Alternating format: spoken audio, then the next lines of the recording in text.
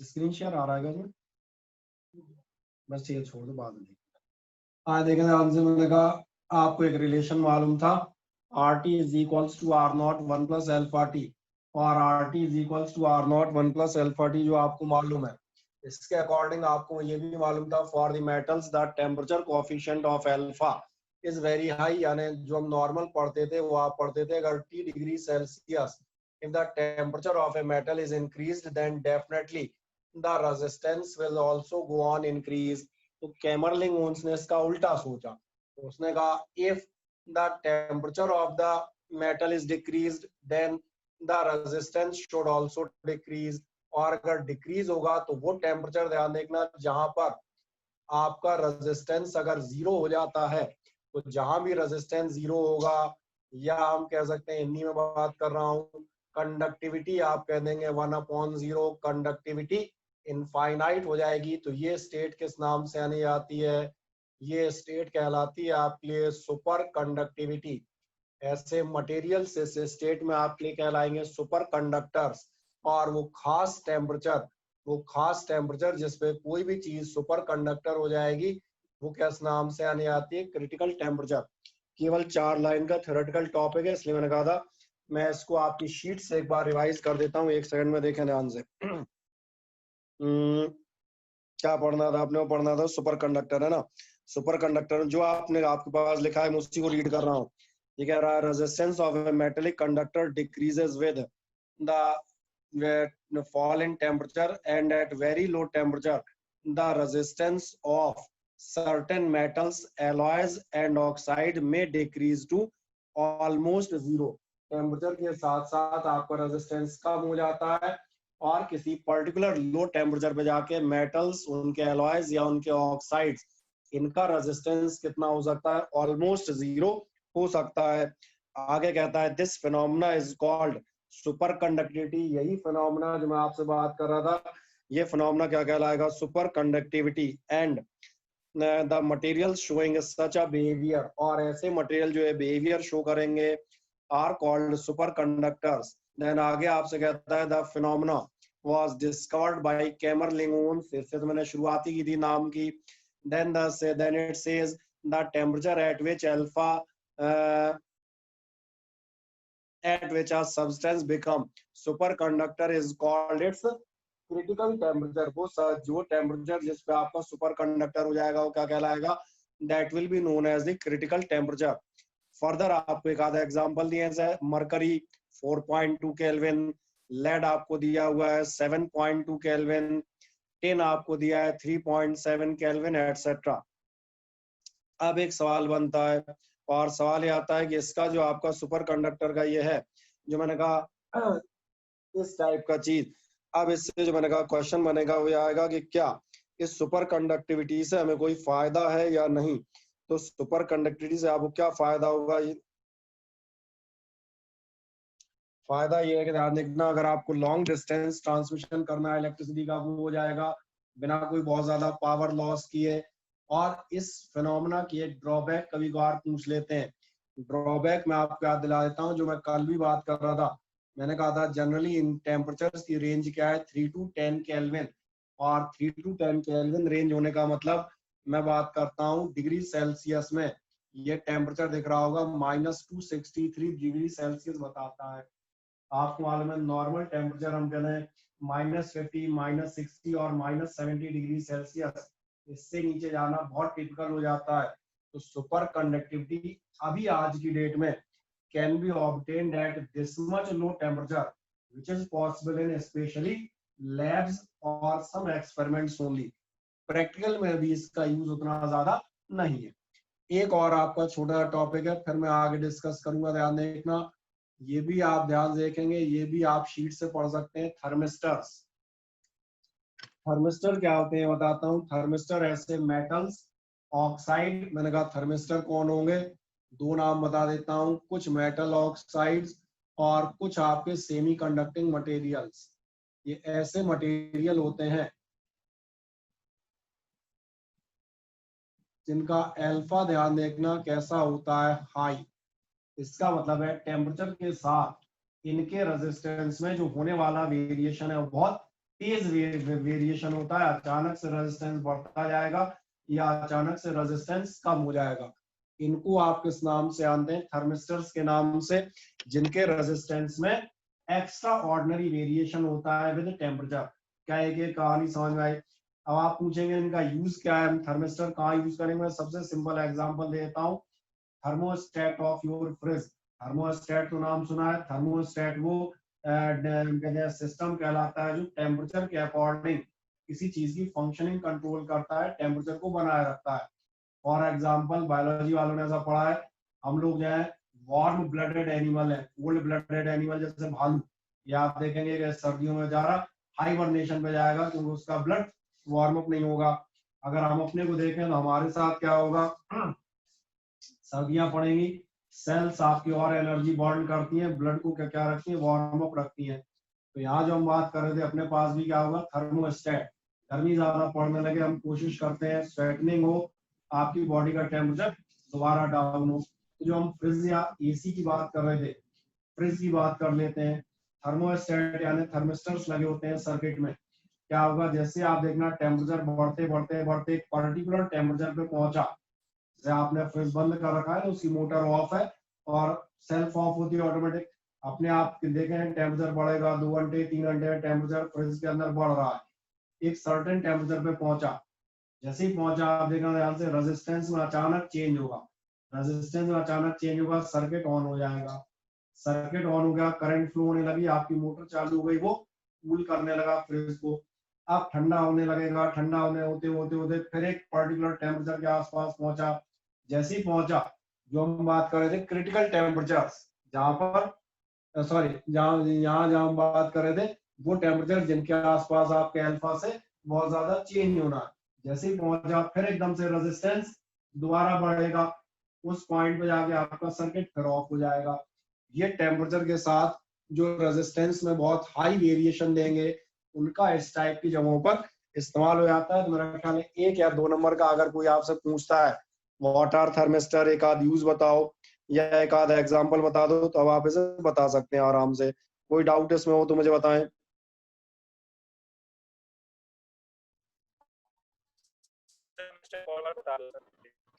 क्या चीज? एक मिनट, नहीं आवाज नहीं आ रही, मैं चैट सेक्शन ओपन करता हूँ, चैट पे लिख दो कि क्या पूछ रहे हो, मैं चेक कर लेता हूँ। चैट पे चेक करना, कोई मैसेज आया क्या?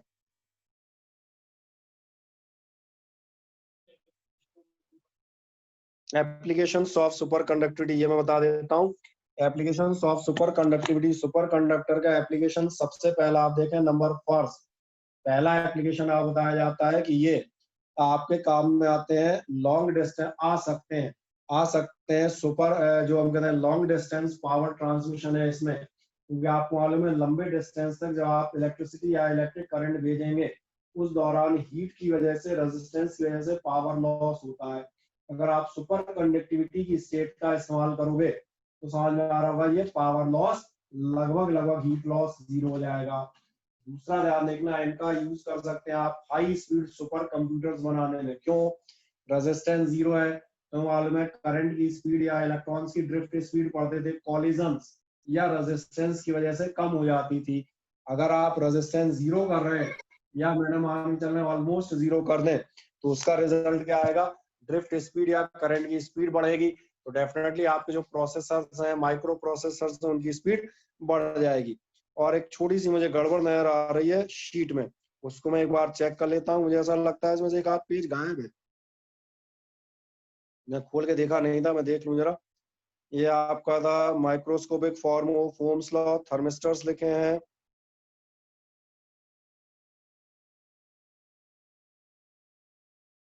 इसके बाद इसके आपके लिखे हैं सुपर कंडक्टर्स, और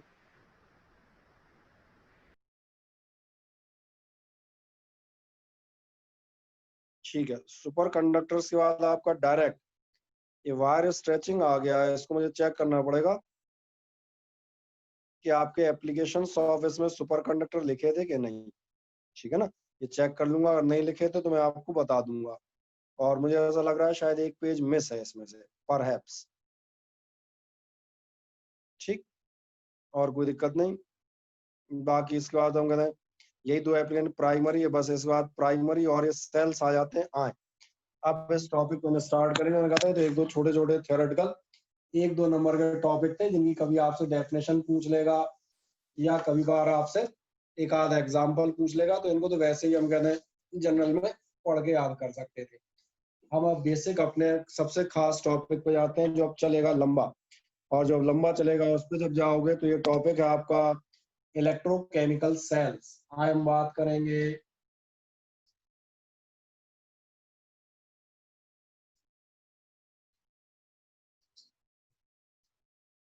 इलेक्ट्रोकेमिकल सेल्स पर। और इलेक्ट्रोकेमिकल सेल्स पे बात करते हो तो सबसे पहली चीज, सेल आपको मालूम है किसी भी सर्किट में आप जो सेल इस्तेमाल करते हैं उन सेल्स के इस्तेमाल करने का पर्पस क्या है। सेल इस्तेमाल करने का आपको पर्पस मालूम है? किसी भी उसमें आप सेल क्यों इस्तेमाल करते हैं किसी सर्किट में, कोई मुझे बताएगा क्या? डायरेक्ट करंट मिले उसे, तो डायरेक्ट करंट के लिए, पोटेंशियल डिफरेंस के लिए, वोल्टेज डिफरेंस के लिए, ये भी सही है। आज हम बात कर लेते हैं फिर एग्जैक्टली क्या है, ध्यान से देखना। सही है, अनमोल का भी आंसर सही है। फाइनली हम ध्यान देखना, करंट ऑब्टेन करने के लिए ही इसका इस्तेमाल करते हैं। करंट ऑब्टेन इसलिए क्योंकि आपका ध्यान जाएगा जब हम बात कर रहे होते हैं, कहीं भी आप टॉर्च ले लें, कोई हम कहते हैं घड़ी ले लें, कोई भी अदर इंस्ट्रूमेंट ले लें, जो भी आपको इंस्ट्रूमेंट रन करना है, इंस्ट्रूमेंट रन करने के लिए इलेक्ट्रिक करंट की जरूरत होगी और आपको लगेगा सेल। ये पहली बात। अब और थोड़ा डिटेल में आते हैं, क्या सेल करंट देने लगेगा? नहीं, सेल करंट नहीं देता। ध्यान देखना, सेल का छोटा सा काम ये होता है, ये क्रिएट करता है पोटेंशियल डिफरेंस। समझ में आ रहा है? एक एंड पॉजिटिव कर देगा, एक एंड नेगेटिव कर देगा। अगर ध्यान देखो, ये उसका पहला काम है, बेसिक काम जिसे हम कहेंगे। पॉजिटिव नेगेटिव कर देने से क्या होगा, आगे की कहानी आपको मालूम है। whenever there is a potential difference then the electrons or current flow themselves, तो अपने आप फ्लो होने लगेगी। यानी बेसिक पर्पस सेल का क्या होता है, ध्यान देखना। अब बात करते हैं इलेक्ट्रोकेमिकल सेल के पर्पस की, यानी आप किस लिए इस्तेमाल करते हैं, तो क्यों इस्तेमाल करते हैं। ध्यान से देखें, तो मैं लिख देता हूँ एक लाइन में, ये काम में आते हैं to develop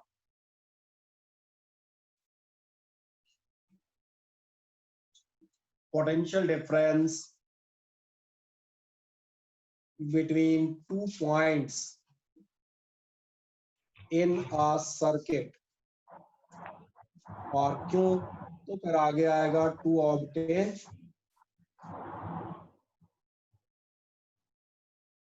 flow of current. I से लिख दिया, ये समझ में आपको अपने आप आ जाएगा। क्या ये समझ में आ जाता है, हाँ या ना? अब अगली चीज आएगी, जब आप पोटेंशियल डिफरेंस डेवलप करने के लिए सेल का इस्तेमाल कर रहे हैं, तो आपका ध्यान जाएगा कोई भी सेल जहाँ एक छोटा सा काम करता है, ये क्या करता है, इलेक्ट्रिसिटी लाता कहाँ से है, तो ये कर रहा होता है, ध्यान देखना, कन्वर्जन। और कौन सा कन्वर्जन कर रहा होता है, ये कन्वर्ट करता है केमिकल एनर्जी। सही कह रहे हैं, केमिकल एनर्जी टू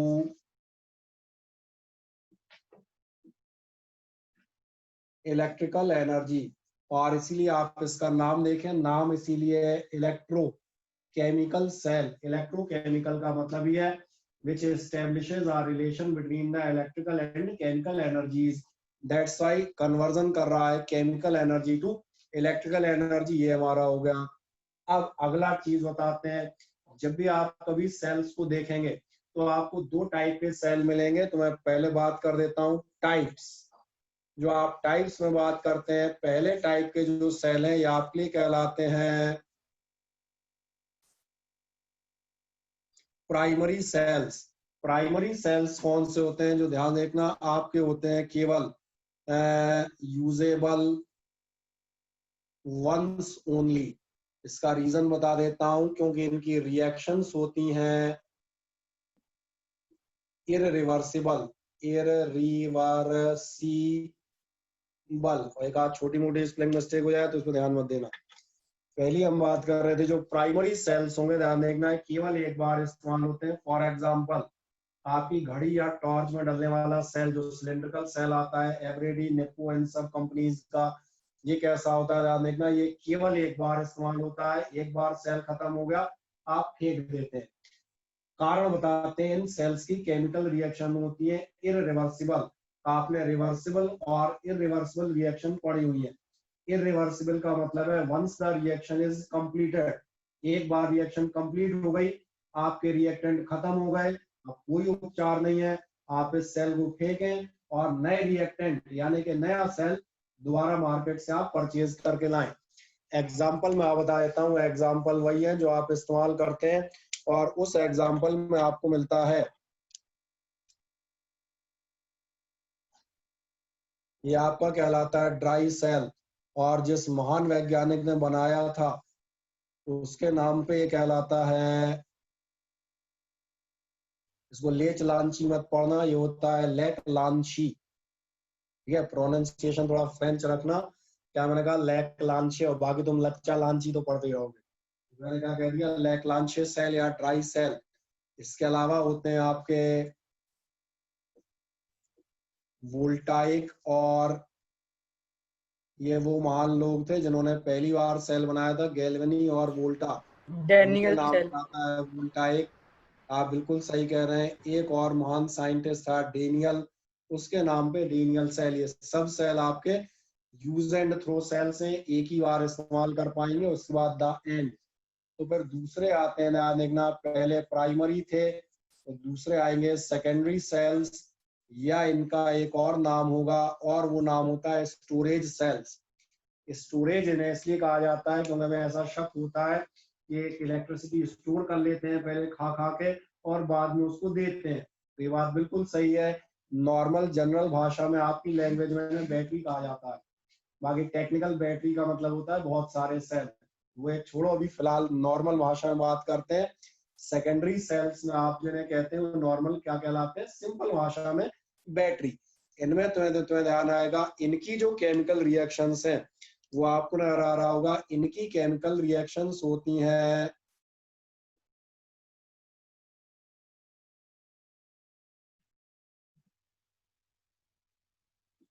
रिवर्सिबल। इसलिए ये कैसे होते हैं?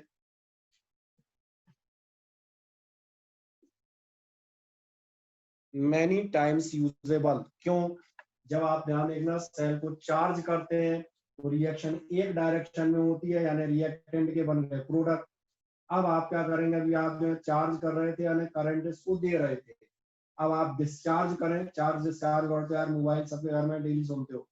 डिस्चार्ज करने का meaning, when you are taking the output of current, बाहर ले रहे हो, रिएक्शन अपोजिट डायरेक्शन में होती है, रिवर्स होती है, तो जो प्रोडक्ट थे वो वापस साइड में कन्वर्ट हो गए रिएक्टेंट में। अब आपके पास रिएक्टेंट दोबारा है, आप फिर इन्हें चार्ज करें, फिर वो उधर चले जाएंगे, फिर उधर से इधर आ जाएंगे, तो रिएक्टेंट प्रोडक्ट, प्रोडक्ट रिएक्टेंट, यही रिवर्सिबल रिएक्शन होती है। इनकी रिएक्शन आपकी रिवर्सिबल होंगी, आप इन्हें कई बार इस्तेमाल कर सकते हैं। एक आध एग्जाम्पल मैं बताता हूँ। इसका एग्जाम्पल सबसे सिंपल होता है जो कहलाता है लेड एक्यूमुलेटर या लेड स्टोरेज सेल। आप पूछेंगे लेड सेल कौन सा है? ये वो सेल है जो हर घर में पाया जाता है, हर घर में, बाइक में, स्कूटी में, कार में, इन्वर्टर में। नॉर्मल जो बैटरी कहलाती है, कहीं भी देखोगे जो बैटरी के नाम पे आती है तेजाब भरी हुई, वो क्या होती है? लेड एक्यूमुलेटर सेल होती है। अलावा कोई एक्सपेरिमेंटल पर्पसेस में एक और आता है, वो कहलाता है, ध्यान देखना, निकेल आयरन सेल। इसे खोजने वाले महान साइंटिस्ट के नाम पे कहलाता है एडिसन सेल। और एक सेल बताता हूँ, ये होता है lithium ion cell. Lithium ion cell देखा है कभी? कहाँ इस्तेमाल होता है?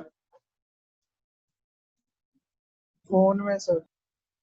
फोन में। अब आप सही कह रहे हैं।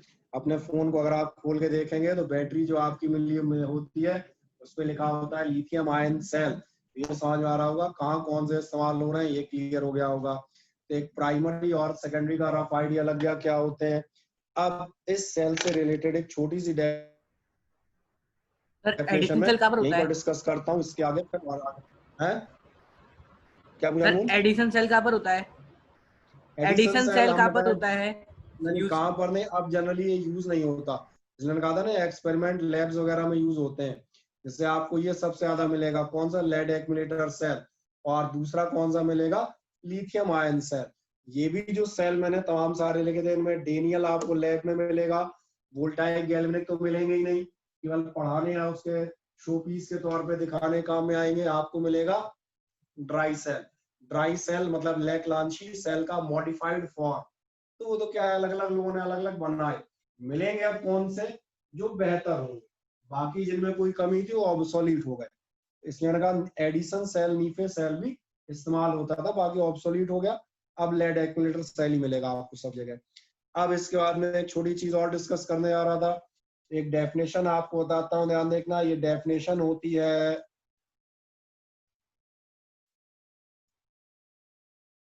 इलेक्ट्रोमोटिव फोर्स, या फिर ये कहलाती है EMF of cell. EMF of cell ये नाम हमने कई बार सुना होता है। ईएमएफ ऑफ सेल क्या होता है ये बता देता हूँ। जैसे आप अपनी बैटरीज लेते हैं, बैटरी आपको जान दिया होगा 6 वोल्ट 9 वोल्ट या 12 वोल्ट की आती हैं, या जो आप ड्राई सेल खरीदने जाते हैं वो सिलेंडर वाला, वो आपका छोटा सेल 1.5 वोल्ट का आता है। अब सवाल आता है कोई सेल या कोई बैटरी 6 वोल्ट की है, what does it mean. Actually ये सेल की डेफिनेशन पे जाओ। जब मैंने कहा था सेल क्या करता है, develops the potential difference. Actually electromotive force, ध्यान से देखना, डायरेक्टली क्या चीज बताता है, ये बता रहा होता है कैपेबिलिटी, और ये क्या हो गया CELL, capability of a cell. ये बताता है कि आपका ये सेल में कितनी कैपेबिलिटी है, ये कितना पोटेंशियल डिफरेंस डेवलप कर सकता है। फॉर एग्जांपल 6 वोल्ट बैटरी, इसमें इतनी क्षमता है कि ये कहीं पर 6 वोल्ट का पोटेंशियल डिफरेंस सर्किट में डेवलप कर सकती है। ईएमएफ समझ में आया। अब एक सवाल आया पोटेंशियल डिफरेंस क्या था, ये मालूम है। पोटेंशियल डिफरेंस या पोटेंशियल की जिन्हें डेफिनेशन मालूम होने याद आएगा, पोटेंशियल डिफरेंस होता था वर्क डन या energy spent in carrying a unit positive charge from point A to point B.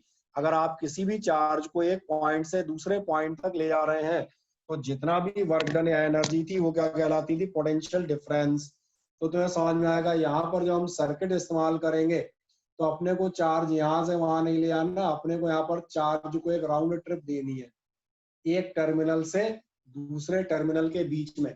इसलिए मैथमेटिकल डेफिनेशन जो जाते हैं, ध्यान देखना, वो आपसे कहती है वर्क डन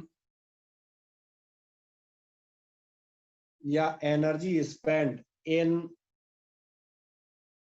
शॉर्ट में लिख रहा हूं, round trip of unit positive charge. Round trip का मतलब समझ में आ रहा है, राउंड ट्रिप का मतलब सर्किट में एक चक्कर लगाने में चार्ज को, सर्किट में पॉइंट ए से बी नहीं जाएगा, सर्किट में तो करंट कहाँ जाएगी, पूरा जाएगी। या आप कह सकते हैं फ्रॉम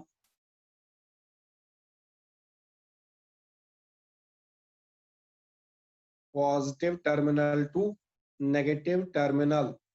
तो बस वही पोटेंशियल डिफरेंस वाली डेफिनेशन है, बस हमने एक चीज बदल दी है।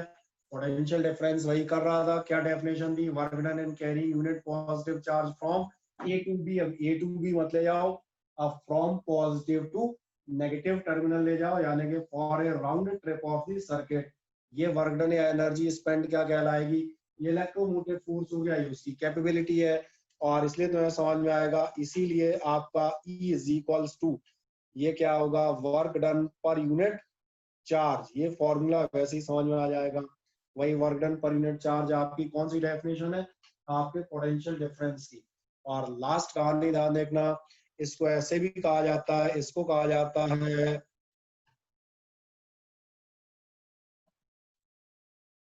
Potential difference between terminals when, या शॉर्ट में लिखता हूं इन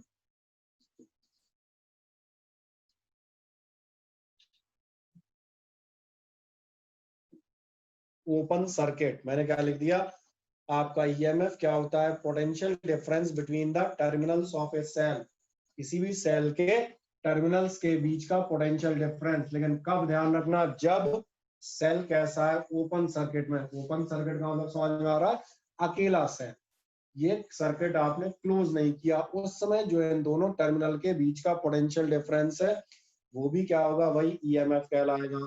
मोटे तौर पे मुझे लगता है डेफिनेशन आपको समझ में आ गई होंगी। एक छोटा काम करें, छोटू सा स्क्रीनशॉट मार दें, जरूरत लगे तो। वैसे तो सभी लिखा हुआ है, ऐसी टफ चीज नहीं है, प्री मार दो, दिक्कत क्या है।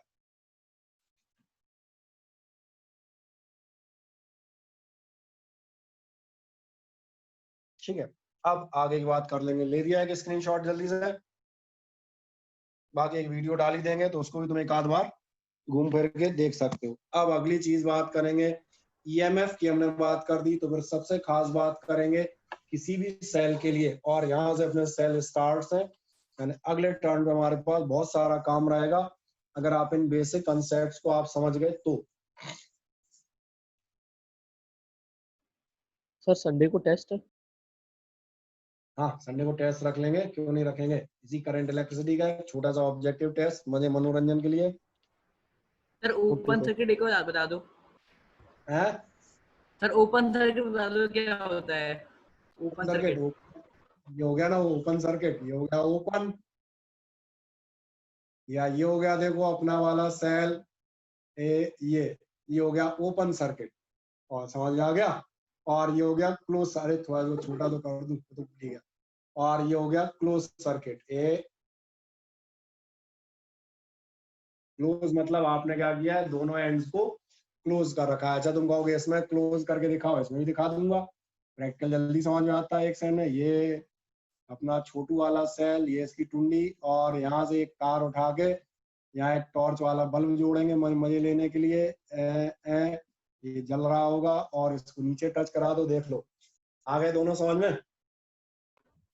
फिगर नजर आ रहे हैं, बस इतने समझ में आ जाएगा, बिल्कुल क्लियर कंसेप्ट हो जाएगा। ओपन सेल, ये ओपन सेल डला है।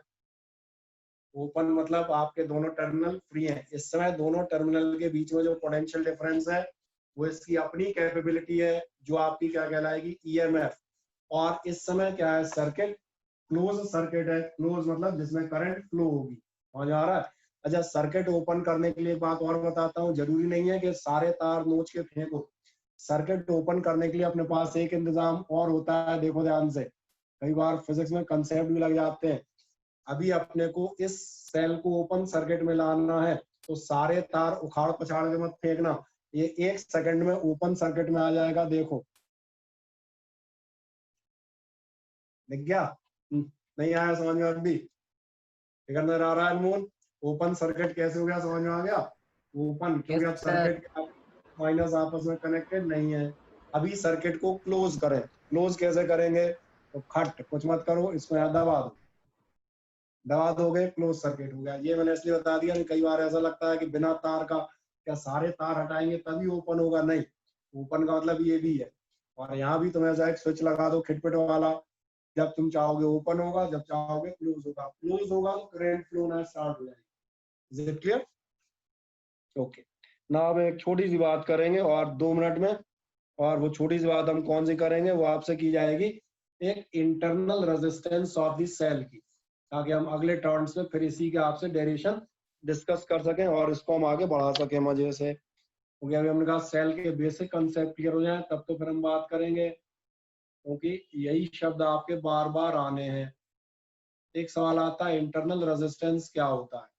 इंटरनल रेजिस्टेंस ये होता है किसी भी सेल के लिए, जो आप इंटरनल रेजिस्टेंस की बात करेंगे तो आपकी इंटरनल रेजिस्टेंस देखो ध्यान से, जो हम ले रहे थे, सेल किसी क्लोज सर्किट में हो,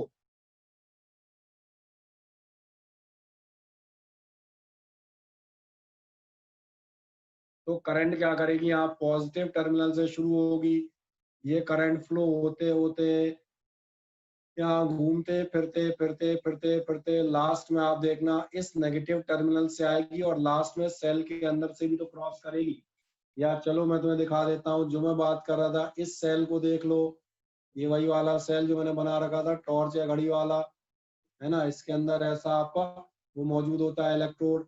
अब मान चले मैंने इससे कोई बल्ब जोड़ा, अगर कंजर्वेशन ऑफ चार्ज की हम बात कर रहे हैं, तो यहाँ से चलने वाली करंट इस बल्ब में घूम फिर के यहाँ से आएगी और सेल के अंदर भी तो चलेगी। और जब सेल के अंदर करंट चलेगी तो एक मजेदार बात होगी, सेल के अंदर खाली जगह थोड़ी है, सेल के अंदर भी इलेक्ट्रोलाइट और इलेक्ट्रोड्स हैं, और इलेक्ट्रोलाइट और इलेक्ट्रोड भी कहीं ना कहीं मटेरियल ही होते हैं। जब उन मटेरियल्स में आपकी करंट पास होगी, then there will be the resistance offered by internal materials also. इसीलिए इंटरनल रेजिस्टेंस जो हम कहते हैं, इंटरनल रेजिस्टेंस आप क्या चीज बताते हैं, ये होता है, ध्यान देखना, रेजिस्टेंस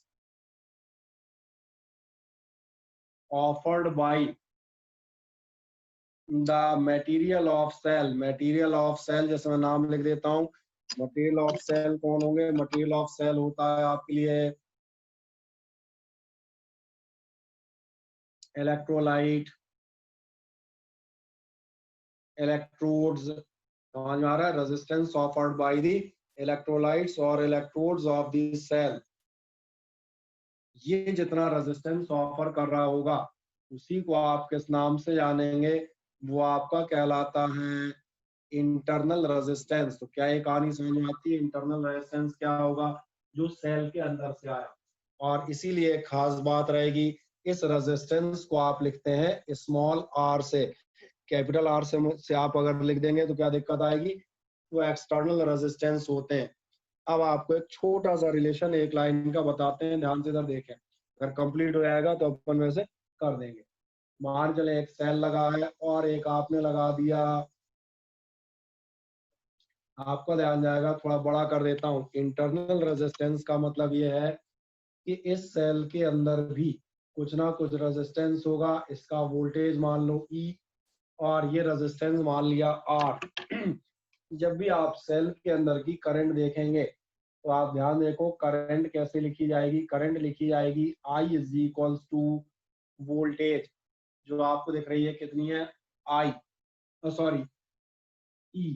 और यहां से जब आओगे तो देखो ध्यान से, ये R और ये फिर R, दोनों आपके एक सीरीज में रेजिस्टेंस है, यानी टोटल आपको कितना मिलेगा, टोटल आपको मिल जाएगा I is equals to E upon R plus R। तो ये ध्यान रखिएगा, किसी भी सेल के लिए जो करंट होती है वो किस फॉर्मूले से दी जाती है, I is equals to E upon R और प्लस छोटा r। छोटा r समझ में आ रहा है क्यों, क्योंकि आप यहाँ से स्टार्ट करेंगे तो पहले r मिलेगा, फिर अंदर घुसोगे कंप्लीट सर्कल के लिए, लास्ट में स्मॉल r दिखेगा, तो इसलिए टोटल करंट, बस इस फॉर्मूले को इसलिए ले लिया क्योंकि इसी के बेसिस पे हमारे यहाँ तमाम सारे डेरिवेशन और ये सब आएंगे। तो देखें क्या इतनी स्टोरी आपको समझ में आ जाती है, हाँ ना, मुझे बताएं, कोई डाउट अब किसी को तो पहले मुझे पूछ लो,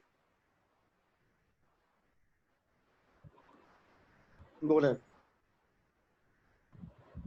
कोई समस्या किसी को, विनय प्रताप सिंह, युवराज सिंह, और क्या पूछा जाए, sir Harsh meeting Shrivastava. End, sir meeting end होने वाली है तो वापस रिजॉइन करना पड़ेगा। एंड होते ही गुड बाय यार, रोज रोज रोज थोड़ा दोबारा पढ़ाऊंगा कभी कभार, ठीक है। बाकी इसका भी वीडियो डाल ही देंगे। और सबसे खास बात, अपनी शीट बेटा प्रिपेयर करते आएगा, साथ में रजिस्टर आपका बनता जाए, रजिस्टर और न्यूमेरिकल, क्योंकि ये तो चलते ही रहेंगे। जिन्हें न्यूमेरिकल में कहीं भी दिक्कत आए शीट में, तो मैं साथ में वीडियो डाल देता हूँ, उसको आप देख सकते हैं ना, वो आप कर सकते हैं बड़े आराम से, उसमें उसमें कोई समस्या नहीं। अब कल जो हमने कहा अपना काम रहेगा, वो अपन इन्हीं सेल्स इंटरनल रेजिस्टेंस इस पे जाएंगे, और जैसे ही हुए सो वैसे